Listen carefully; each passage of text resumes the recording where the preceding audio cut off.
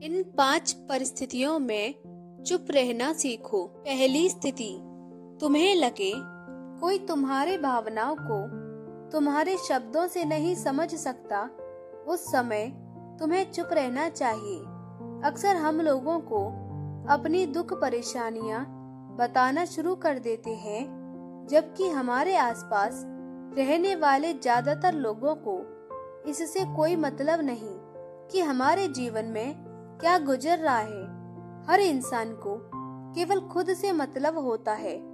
वह केवल खुद के बारे में बात करना चाहते हैं।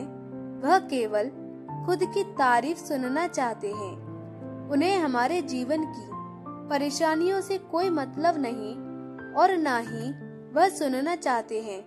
हो सकता है 1 या 2 बार वह तुम्हारी दुख भरी कहानी सुन भी ले, लेकिन उसके बाद तुमसे दूर भागना शुरू कर देंगे, क्योंकि कोई भी किसी दुखी और असहाय इंसान के साथ रहना पसंद नहीं करता।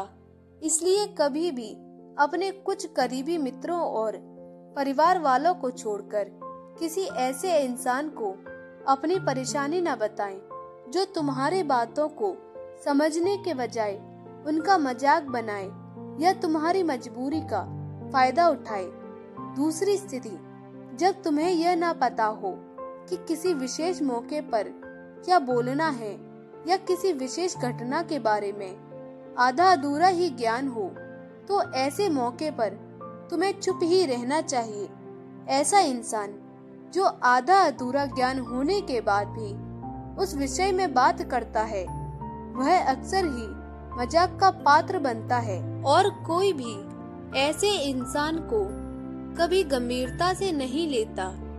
अपनी बात प्रभावशाली तरीके से वही इंसान रख सकता है जिसे उस घटना या विषय के बारे में गहराई से जानकारी है।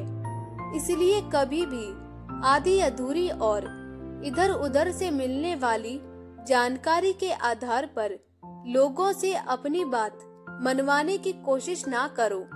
हालांकि दोस्तों, प्रभावशाली बातचीत करना और एक ऐसा इंसान बनना जिससे हर कोई बात करना चाहे, जिससे हर कोई सुनना चाहे, यह भी एक कला है जिसे हर इंसान सीख सकता है।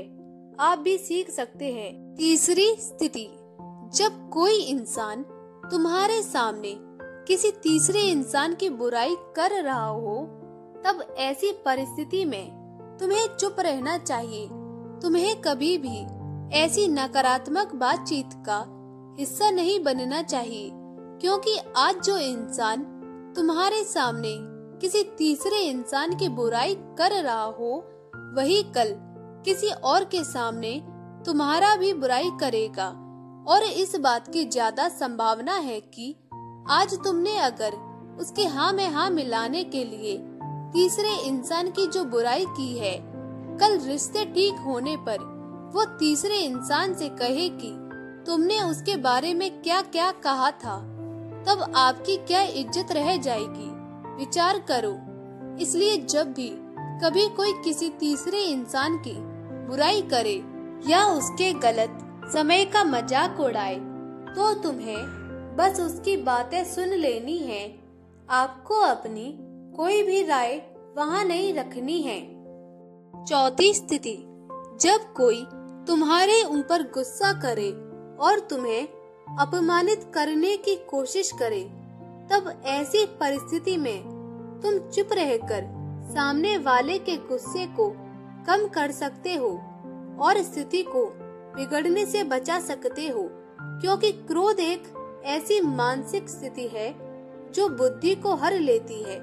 इस स्थिति में मनुष्य सोच विचार कर नहीं बोल पाता, जिस वजह अभद्र अपशब्द व कड़वे वचन ही मुंह से निकलते हैं। जब तुम सामने वाले के क्रोध का जवाब क्रोध से ना देकर उस समय चुप रह जाते हो, तब यह बात उस क्रोध करने वाले इंसान के दिल में लगती है और गुस्सा कम होने पर उसे अपनी गलती पर पछतावा होता है। लेकिन तुम्हारा हर परिस्थिति में चुप रहना भी ठीक नहीं है। अगर कोई गलत कर रहा हो तो तुम्हें उसका जवाब भी देना है। हर बार तुम्हारा मौन रहना सामने वाले की गलत हरकतों व उद्दंडताओं को बढ़ावा देने जैसा होगा। लेकिन कुछ लोग ऐसे होते हैं जिन्हें हमारा चुप रहना उन्हें हमारी कमजोरी प्रतीत होती है। गुस्से के दौरान चुप रहने का यह तरीका केवल परिवार, सगे संबंधी और कुछ निकट मित्रों के लिए सही है, न कि हर इंसान के लिए। अगर तुम हर जगह चुप रहने लग गए तो इसका गलत फायदा उठाया जा सकता है। 5वीं स्थिति, जब कोई इंसान अपने जीवन की किसी दुख भरी घटना या परेशानियों से गुजर रहा हो तो तुम्हें चुप रहकर सिर्फ उसके बातों को सुनना है। लेकिन ज्यादातर लोग ऐसे होते हैं कि किसी ने उनके सामने अपनी समस्या सुनाई नहीं की, उन्होंने समाधान देना शुरू कर दिया। जबकि कोई इंसान अब न समझकर ही हमसे अपनी परेशानियां साझा कर रहा होता है, न कि वो आपसे किसी सुझाव की उम्मीद से बता रहा होता है। वह बस ये चाहता है हम उसकी पूरी बात ध्यान से सुन लें। जब हम किसी की परेशानियों को ध्यान से पूरा सुन लेते हैं तो उस इंसान को एक मानसिक व आत्मिक शांति मिलती है।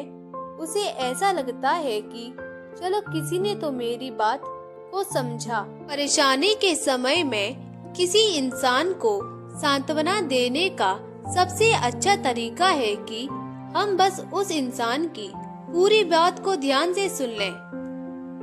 जब हम लोगों की बातों को बिना उन्हें बीच में रोके और बिना किसी सलाह दिए पूरे ध्यान से सुनते हैं तो उनकी नजरों में हमारे लिए सम्मान और स्नेह का भाव पैदा हो जाता है। इसलिए जब कोई अपनी परेशानी आपको बताए तब उसकी बातों को ध्यान से सुन लेना और जब तक वह तुमसे सलाह ना मांगे तो उन्हें किसी भी प्रकार की सलाह नहीं देनी चाहिए। अति का भला न बोलना, अति की भली न चुप, अति का भला न बरसना, अति की भली न धूप। आशा करती हूँ आपको हमारी यह जानकारी पसंद आई होगी। हमारे साथ अंत तक बने रहने के लिए धन्यवाद। अगर आप हमारे चैनल पर नए हैं तो चैनल को सब्सक्राइब भी कर लें, साथ ही साथ बेल आइकन को ऑल पर सेट कर लें ताकि आने वाली वीडियो की नोटिफिकेशन आप तक पहले पहुंचे।